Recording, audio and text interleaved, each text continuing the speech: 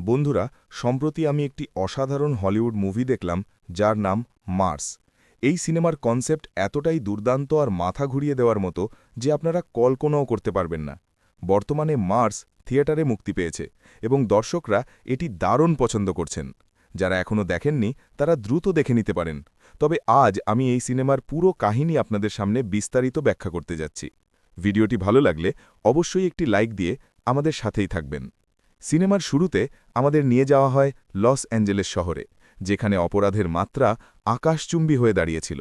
শহরের প্রতিটি কোণায় দাঙ্গা হাঙ্গামা আর বিশৃঙ্খলা লেগেই থাকত। অবস্থা এতটাই বেগতিক ছিল যে শহরের জেলগুলো কয়েদিতে কানায় কানায় পূর্ণ হয়ে গিয়েছিল। সাধারণ মানুষ বিচার পাচ্ছিল না, আর অপরাধীদের দাপট এতটাই বেড়ে গিয়েছিল যে তাদের সামলাতে গিয়ে অনেক সৎ পুলিশ অফিসার অকালে প্রাণ হারিয়েছিলেন। এমন এক চরম সংকটময় মুহূর্তে লস অ্যাঞ্জেলেস সরকার একটি বৈপ্লবিক ও কঠোর পদক্ষেপ নেওয়ার সিদ্ধান্ত নেয়। সরকার কৃত্রিম বুদ্ধিমত্তা বা এআই চালিত একটি বিশেষ আদালত গঠন করে, যেখান থেকে কোনো অপরাধীর পালানোর পথ ছিল না। এই ব্যবস্থার নাম দেওয়া হয় মার্স কোর্ট। এই আদালতের নিয়ম ছিল অত্যন্ত ভয়ানক। এখানে অভিযুক্ত অপরাধীকে একটি বিশেষ চেয়ারে বসানো হয় এবং তাকে বিভিন্ন প্রশ্ন করা হয়। অপরাধীর কাছে নিজের নির্দোষিতা প্রমাণ করার জন্য সময় থাকত মাত্র ৯০ মিনিট।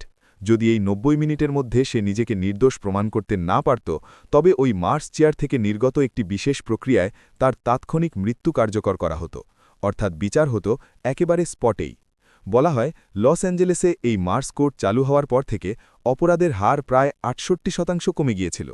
গল্পের মূল মোড় ঘোরে ক্রিস রেমন্ড নামের এক ব্যক্তিকে নিয়ে। ক্রিস পেশায় একজন অত্যন্ত দক্ষ ডিটেকটিভ ছিলেন। তিনি নিজে অনেক অপরাধীকে ধরে এই মার্স কোর্টের মুখোমুখি করেছিলেন, কিন্তু তিনি স্বপ্নেও ভাবেননি যে একদিন তাকেই এই মার্স কোর্টের মরণ ফাঁদে আটকা পড়তে হবে। ক্রিসের বিরুদ্ধে অভিযোগ ওঠে তার নিজের স্ত্রীকে হত্যার। যখন ক্রিসের জ্ঞান ফেরে, তখন সে নিজেকে ওই এআই চেয়ারে বন্দী অবস্থায় দেখতে পায়। সে প্রচণ্ড অবাক হয়ে যায়, কারণ সে জানত সে কোনো অপরাধ করেনি। তাহলে সে এখানে কেন? ক্রিস বারবার চিৎকার করে তাকে ছেড়ে দেওয়ার দাবি জানাতে থাকে। ঠিক তখনই স্ক্রিনে ম্যাডক নামের একজন এআই বিচারককে দেখা যায়, যিনি ক্রিসকে জেরা করা শুরু করেন। ম্যাডক তাকে জানান যে তার স্ত্রীর খুনের দায় তাকে এখানে আনা হয়েছে এবং এখন তাকেই প্রমাণ করতে হবে যে সে নির্দোষ। ক্রিস জানতই না যে তার স্ত্রী মারা গেছে। ম্যাডক তখন এআই এর সাহায্যে তাকে একটি ভিডিও ফুটেজ দেখান।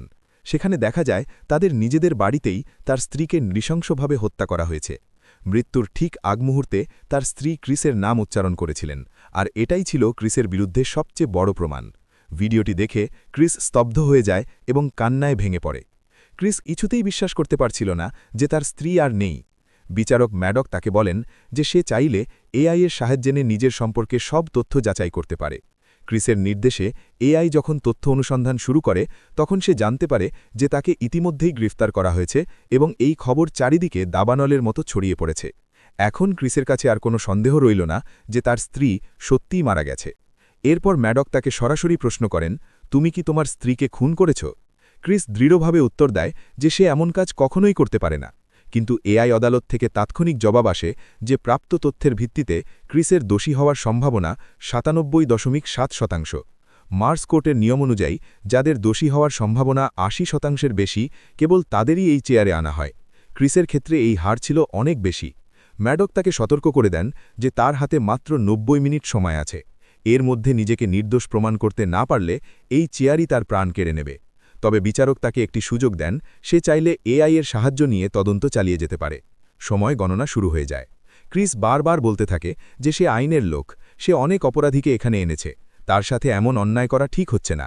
কিন্তু বিচারক সাফ জানিয়ে দেন মার্স কোর্টের কাছে সবাই সমান। সে অতীতে কি ছিল তা এখানে বিবেচ্য নয়। জেরার প্রথম ধাপে বেরিয়ে আসে এক চাঞ্চল্যকর তথ্য।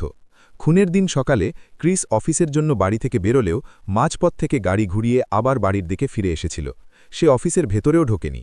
সিসিটিভি ফুটেজে দেখা যায় সে বাড়িতে ফিরে এসে দরজা খোলার চেষ্টা করছিল, কিন্তু তার স্ত্রী নিকোল দরজা খুলছিলেন না। নিকোল ভেতর থেকে খুব বিরক্ত আর বিচলিত ছিলেন। ক্রিস তখন হুমকি দেয় যে দরজা না খুললে সে অন্য চাবি দিয়ে ঢুকবে। নিকোল চিৎকার করে বলেন যে জোর করলে তিনি পুলিশে অভিযোগ করবেন এবং বিষয়টি আদালত পর্যন্ত নিয়ে যাবেন। কিন্তু ক্রিস শোনেনি। সে জোর করে ভেতরে ঢোকে এবং প্রায় ২০ মিনিট পর বাড়ি থেকে বেরোয়। ঠিক তার পরেই তাদের মেয়ে ব্রিট বাড়িতে ঢুকে দেখে তার মা রক্তাক্ত অবস্থায় মরে পড়ে আছেন। এর মানে দাঁড়ায় ক্রিসই শেষ ব্যক্তি যে নিকলের সাথে ছিল এবং তাকে ছুরি আঘাত করে পালিয়েছিল। এই দৃশ্য দেখে ক্রিস নিজের চোখকে বিশ্বাস করতে পারছিল না। বিচারক তাকে আরও একটি ভিডিও দেখান, যেখানে দেখা যায় বাড়ি থেকে বেরোনোর পর ক্রিস একটি বারে গিয়ে প্রচুর মদ খায় এবং মানুষের সাথে মারামারি করে। এমনকি পুলিশ তাকে ধরতে এলে সে তাদের উপরও চড়াও হয়। ক্রিস দাবি করে যে তার কিছুই মনে নেই। ম্যাডক বলেন, হয়তো মারামারির সময় মাথায় আঘাত পাওয়ার কারণে সে সাময়িক স্মৃতি হারিয়ে ফেলেছে। ক্রিস যখন বাড়িতে 20 মিনিট ছিল, ঠিক তখনই খুনটি হয়েছিল। ম্যাডক জানতে চান সে সেদিন আবার বাড়িতে ফিরেছিল কেন। ক্রিস বলে তার কিছুই মনে পড়ছে না, তবে সে তার মেয়ের সাথে কথা বলতে চায়। ম্যাডক তার অনুরোধ গ্রহণ করেন এবং তাকে তার মেয়ের সাথে কথা বলার সুযোগ করে দেন। ক্রিস বিচারককে বলে যে সে তার স্ত্রীকে পাগলের মতো ভালোবাসত, তাকে মারা তার পক্ষে অসম্ভব। তখন ম্যাডক সোশ্যাল মিডিয়া আর ডিজিটাল ফুটপ্রিন্টের মাধ্যমে ক্রিসের ব্যক্তিগত জীবনের অন্ধকার দিকগুলো তুলে ধরেন। মার্স কোর্টের এআই সিস্টেম মানুষের ডিলিট করা মেসেজ, কল রেকর্ড আর সোশ্যাল মিডিয়া পোস্ট থেকে সব তথ্য সংগ্রহ করতে পারত। দেখা যায় বিয়ের প্রথম 20 বছর তারা খুব সুখে ছিল, কিন্তু ক্রিসের ঘনিষ্ঠ বন্ধু ডিটেকটিভ রের মৃত্যুর পর ক্রিসের জীবন এলোমেলো হয়ে যায়। সে ডিপ্রেশনে চলে যায় এবং প্রচুর মদ পান করে। সে তার পরিবারকে সময় দেওয়া বন্ধ করে দেয়, যার ফলে নিকলের সাথে তার প্রায়ই ঝগড়া হতো। এমনকি তাদের সম্পর্ক ডিভোর্স পর্যন্ত গড়িয়ে গিয়েছিল। ম্যাডক ক্রিসের মেয়ে ব্রিটের সম্পর্কেও কিছু গোপন তথ্য ফাঁস করেন। জানা যায় ব্রিট গোপনে নেশা করত এবং তার একজন বয়ফ্রেন্ড ছিল যাকে সে প্রতিদিন লুকিয়ে দেখতে যেত। ব্রিট একটি ভিডিওতে বলেছিল যে তার বাবা মায়ের ডিভোর্স হয়ে যাওয়াই ভালো। এসব শুনে ক্রিস যখন ভেঙে পড়ছে, তখনই ব্রিটের কল আসে। ব্রিট কাঁদতে কাঁদতে তার বাবাকে জিজ্ঞেস করে কেন তাকে গ্রেফতার করা হয়েছে। ক্রিস তাকে সান্ত্বনা করার চেষ্টা করে এবং বলে যেন সে কারও কথায় কান না দেয়। কিন্তু ক্রিসের শ্বশুর, যিনি ক্রিসকে আগে থেকেই অপছন্দ করতেন, তিনি ব্রিটকে ক্রিসের বিরুদ্ধে উস্কাচ্ছিলেন। ক্রিস ব্রিটকে বোঝায় যেন সে তার নানার কথা বিশ্বাস না করে। ইতিমধ্যেই 20 মিনিট পার হয়ে গেছে। ক্রিস ক্ষিপ্ত হয়ে বলে যে এই এআই সিস্টেম পুরোপুরি ভুয়া। তারা আগে থেকেই মানুষকে দোষী সাব্যস্ত করে রাখে এবং শেষে মেরে ফেলে। কিন্তু সময় তো থেমে থাকে না। ক্রিস তখন তার সহকর্মী অফিসার জ্যাকের সাথে কথা বলতে চায়। জ্যাক তখন ক্রাইম সিন অর্থাৎ ক্রিসের বাড়িতেই তদন্ত করছিল। ক্রিস ভিডিও কলের মাধ্যমে ঘরটি ভালো করে দেখতে চায়। সেখানে দেখা যায় নিকল খুনিকে বাধা দেওয়ার আপ্রাণ চেষ্টা করছিলেন, কিন্তু শেষ পর্যন্ত খুনি রান্নাঘরের একটি ছুরি দিয়ে তাকে হত্যা করে। ওই ছুরিতে ক্রিসের আঙুলের ছাপ পাওয়া গেছিল। ক্রিস যুক্তি দেয় যে সে প্রতিদিন ওই ছুরি দিয়ে সবজি কাটত, তাই ছাপ থাকা স্বাভাবিক। এছাড়া ঘরে তার চুল এবং ডিএনএ পাওয়া যাওয়াটাও অস্বাভাবিক নয়, কারণ ওটা তার নিজের বাড়ি। এরপর ক্রিস নিকলের ফোনের কল লিস্ট চেক করতে বলে। সে জানায় যে ঝগড়ার সময় নিকল কাউকে মেসেজ করছিল, কিন্তু ম্যাডক জানান যে নিকলের অফিসিয়াল ফোনে তেমন কিছু পাওয়া যায়নি। তখন ক্রিসের মনে পড়ে যে নিকল হয়তো দ্বিতীয় কোনো ফোন ব্যবহার করত। অনেক খোঁজাখুঁজির পর ক্রিসের গাড়ির ভেতর থেকে একটি অবৈধ এবং আনরেজিস্টার্ড ফোন উদ্ধার করা হয়। ওই ফোনের একটি ডায়াল করা নম্বর ট্র্যাক করে দেখা যায় তার লোকেশন হলিউড রেড জোনে। ম্যাডক সাথে সাথে জ্যাককে সেখানে যাওয়ার নির্দেশ দেন। এই নতুন তথ্যের ফলে ক্রিসের দোষী হওয়ার সম্ভাবনা 1% কমে 96.7% দাঁড়ায়। যদি এটি 92%-এর নিচে নামে, তবেই ক্রিসের প্রাণ বাঁচবে। জ্যাক হলিউড রেড জোনে পৌঁছে দাঙ্গার মধ্যে অনেক কষ্টে প্যাট্রিক বার্ক নামের এক ব্যক্তিকে আটক করে। জেরায় বেরিয়ে আসে এক বিস্ফোরক তথ্য। প্যাট্রিক ছিল একটি হোটেলের শেফ এবং নিকলের সাথে তার পরকীয়া সম্পর্ক ছিল। তারা এই অবৈধ ফোনের মাধ্যমে যোগাযোগ করত। ক্রিস এটা শুনে স্তব্ধ হয়ে যায়।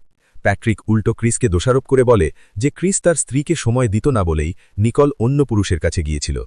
এই তথ্যের পর ক্রিসের ওপর আরও সন্দেহ বেড়ে যায় এবং তার দোষী হওয়ার সম্ভাবনা 98% পৌঁছে যায়। ক্রিস তখন সেদিনের ঝগড়ার আসল কারণ ব্যাখ্যা করে। 1 বছর আগে একটি অভিযানে ক্রিসের ভুলের কারণে তার বন্ধু রে মারা যায়। সেই অপরাধ বোধ থেকে ক্রিস মদ খাওয়া শুরু করে। খুনের দিন সকালে সে তার গাড়িতে মদের বোতল রেখেছিল, কিন্তু অফিসে গিয়ে দেখে সেগুলো নেই। সে বুঝতে পারে নিকল সেগুলো লুকিয়ে ফেলেছে, তাই সে রাগে বাড়িতে ফিরে আসে।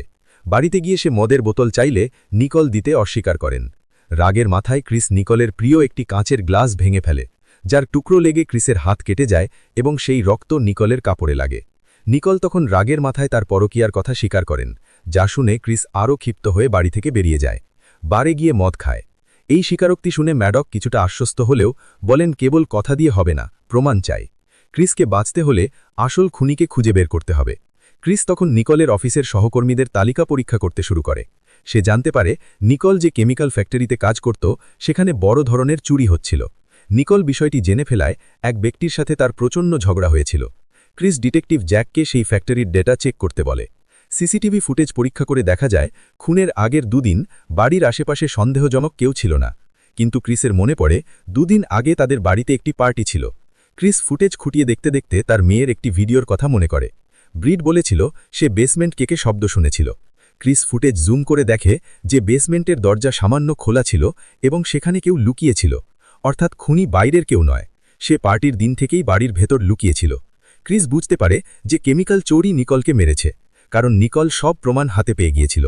তদন্তে হোল্ট নামের এক ব্যক্তির নাম উঠে আসে যে অনেক ঋণে ডুবেছিল, কিন্তু হোল্ট জানায় যে আসল অপরাধী হল রব নামের এক ব্যক্তি।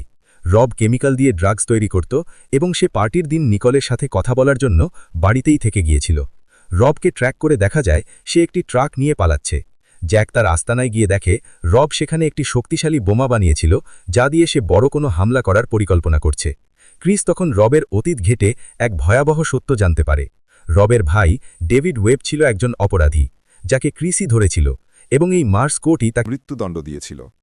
রব তার ভাইয়ের মৃত্যুর প্রতিশোধ নিতেই এই পুরো ছক কষেছে। সে নিকোলকে মেরে ক্রিসকে ফাঁসিয়েছে এবং এখন সে মার্স কোর্ট ভবনটি উড়িয়ে দিতে চায়। আরও ভয়ের ব্যাপার হল রব ক্রিসের মেয়ে ব্রিটকেও অপহরণ করেছে। রবের আস্তানায় একটি বিস্ফোরণ ঘটে যাতে অনেক পুলিশ মারা যায় এবং জ্যাক আহত হয়। এদিকে ক্রিসের সময় শেষ হয়ে আসছিল। বিচারক ম্যাডক জানান যে ক্রিস এখন নির্দোষ প্রমাণিত হয়েছে এবং সে চাইলে চেয়ার খেতে উঠতে পারে। কিন্তু ক্রিস বুঝতে পারে সে উঠে গেলে পুরো সিস্টেম বন্ধ হয়ে যাবে এবং রবকে ট্র্যাক করা অসম্ভব হয়ে পড়বে। তাই নিজের জীবনের ঝুঁকি নিয়ে সে চেয়ারেই বসে থাকে। ম্যাডক সতর্ক করেন যে 9 মিনিটের মধ্যে না উঠলে চেয়ারটি বিস্ফোরিত হবে। বাইরে রব ট্রাক নিয়ে মার্স কোর্ট ভবনের দিকে ধেয়ে আসছিল। পুলিশ ট্রাকটি উড়িয়ে দেওয়ার সিদ্ধান্ত নেয়, কিন্তু ক্রিস বাধা দেয় কারণ ভেতরে তার মেয়ে আছে। শেষ মুহূর্তে ম্যাডক ড্রোন হামলা আটকে দেন। রব ট্রাক নিয়ে ভবনে ধাক্কা মারে, ফলে সিস্টেম বিকল হতে শুরু করে। ক্রিসের হাতে মাত্র কয়েক সেকেন্ড সময় ছিল। ম্যাডক অনেক চেষ্টা করে শেষ সেকেন্ডে সিস্টেম অফ করেন এবং ক্রিস রক্ষা পায়। ক্রিস দৌড়ে গিয়ে রবের মুখোমুখি হয়। রব গ্রিটের মাথায় বন্দুক ঠেকিয়ে ক্রিসকে আত্মসমর্পণ করতে বলে। ক্রিস তখন একটি বুদ্ধি খাটায়। সে ম্যাডককে বলে রবের ভাই ডেভিডের মামলার শুনানি পুনরায় শুরু করতে। রবের সামনেই প্রকাশ পায় যে ডেভিড আসলে ওই খুনের সাথে জড়িত ছিল না। আসল সত্য হল ডিটেকটিভ জ্যাক একটি ফোন পেয়েছিল যা ডেভিডকে নির্দোষ প্রমাণ করতে পারত, কিন্তু জ্যাক নিজের কেরিয়ারের খাতিরে সেই ফোনটি ফেলে দিয়েছিল যাতে মার্স কোর্টের প্রথম বিচার সফল হয়। এই সত্য জানার পর রব ভেঙে পড়ে এবং ক্রিস তাকে কাবু করে ফেলে। সিনেমার শেষে একটি গভীর বার্তা দেওয়া হয়। বিচার ব্যবস্থা সে মানুষই চালাক বা এআই, ভুল হওয়ার সম্ভাবনা সবখানেই থাকে। অন্ধভাবে কোনো সিস্টেমের ওপর ভরসা করা যে কতটা বিপজ্জনক হতে পারে, মার্স মুভিটি আমাদের সেটাই চোখে আঙুল দিয়ে দেখিয়ে দেয়। এভাবেই শেষ হয় এক শ্বাসরুদ্ধকর কাহিনী। ভিডিওটি ভালো লাগলে শেয়ার করতে ভুলবেন না। ধন্যবাদ।